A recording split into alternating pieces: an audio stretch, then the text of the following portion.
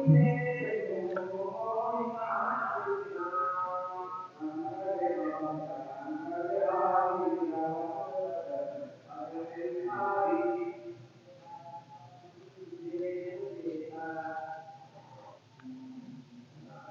आज देख लो कि जो ऑर्गेनिक कंपाउंड सबसे पहले डिस्कवर किए गए थे, कौन कौन से ऑर्गेनिक कंपाउंड सबसे पहले डिस्कवर किए गए थे। ठीक है, तो सबसे पहले जो ऑर्गेनिक कंपाउंड डिस्कवर हुआ था उसको हम कहते हैं कि वो क्या है, यूरिया है।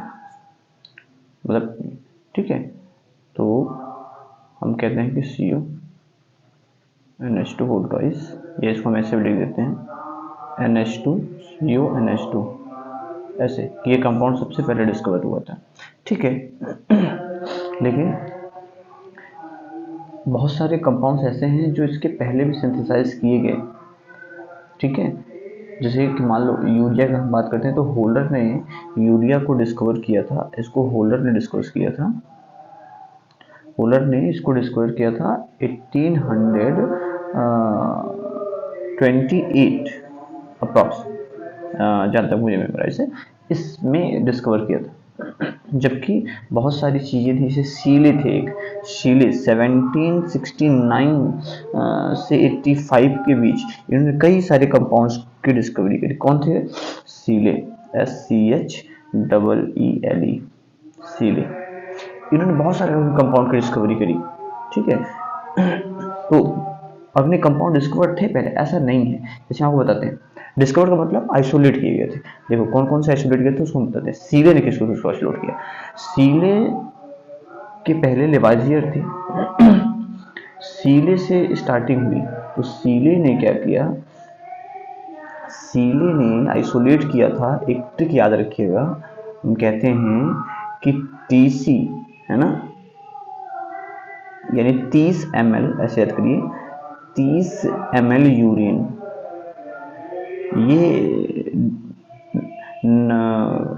कई सारे ऑर्गेनिक कंपाउंड्स हैं, केमिकल्स हैं जो लिविंग ऑर्गेनिज्म में पाए जाते हैं, कई प्लांट्स और एनिमल्स में पाए जाते हैं, वहाँ जहाँ से इसको डिस्कवर किया गया। तो सीले का है 30 ml यूरिन, मतलब पहला था टर्टरिक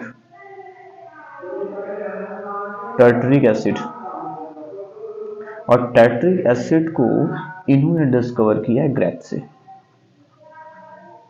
है ना, अंगूर से। दूसरा है सी मतलब साइट्रिक एसिड, तो साइट्रिक एसिड इन्होंने लेमन से, ठीक है, लेमन से डिस्कवर किया। ठीक, एक फिर क्या बचा? ML, एम का मतलब आपका मैलिक एसिड, तो मैलिक एसिड को इन्होंने डिस्कवर किया था, और डिस्कवर किया था इसको सेब से, एप्पल से। ठीक है, उसके बाद क्या बचा आपका? ML, लैक्टिक एसिड को डिस्कवर किया इन्होंने मिल्क से। ठीक है, मिल्क से डिस्कवर किया। उसके बाद बचा क्या? यूरिन मतलब यूरिक एसिड को डिस्कवर किया इन्होंने यूरिन से। तो ये ऐसे एसिड्स थे, ऐसे केमिकल्स थे, ऐसे सब्सटेंसेस थे जो ऑलरेडी यूरिया के पहले ही डिस्कवर किए में इनको आइसोलेट किया जा चुका था। ठीक है, यूरिया तो बहुत बाद में डिस्कवर किया, 1828 में, वो 1769 to 85 के अबाउट इन्होंने डिस्कवर किया ये सारी चीज़ें। ठीक है, उसके बाद फिर होलर ने इसको डिस्कवर किया। और भी चीज़ें हैं, बहुत सारे ऐसे केमिकल्स थे, जैसे कोल्बे, एक साइंटिस्ट जिसका नाम था कोल्बे। अब कोल्बे ने एसिटिक एसिड डिस्कवर किया,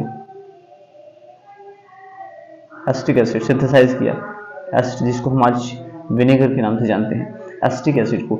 और वो भी कहाँ से सिंथेसाइज किया? जिसको सिंथेसाइज सीधा से सिंथेसाइज कहाँ से? एलिमेंटल कार्बन, हाइड्रोजन और ऑक्सीजन से, यानी CH2 और O2 का यूज करके लैब में सिंथेसाइज किया। किसने? कोल्बे में 1845, यानी after discovery of urea in laboratory. तो उसके बाद डिस्कवर किया। फिर एक साइंटिस्ट हैं, इनको छोड़ देंगे इसके बाद, तो इसके बाद है बर्टलोट बर्थलोट, इन्होंने डिस्कवर किया बाद में एलिमेंट्री फॉर्म से मीथेन बनाने की कोशिश करी और बनाया भी इन्होंने सक्सेसफुली। एलिमेंटर कार्बन और हाइड्रोजन से इन्होंने सिंथेसाइज किया किसको, मीथेन को, CH4 को।